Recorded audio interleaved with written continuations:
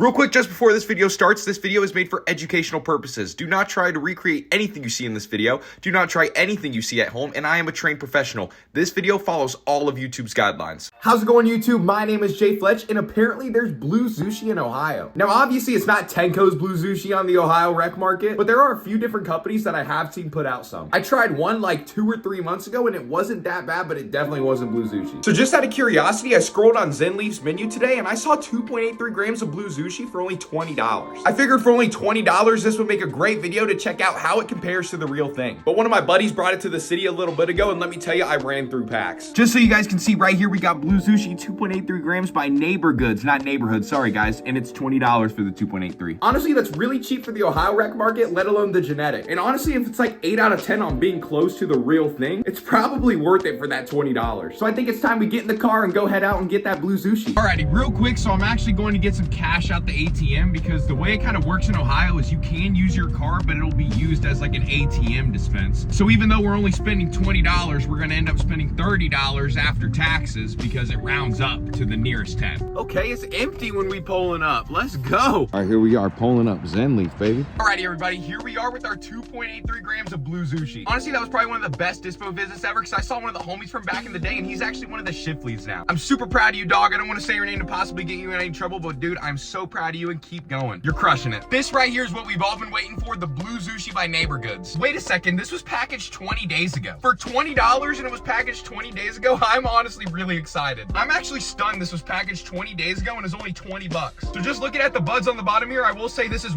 way darker than the Blue Zushi I know. The Blue Zushi I know is a lot more green. There are deep dark purples in this. So I just cracked the jar and let's give it a nice smell test. Okay. So this is definitely a Skittles cut, there's no denying that.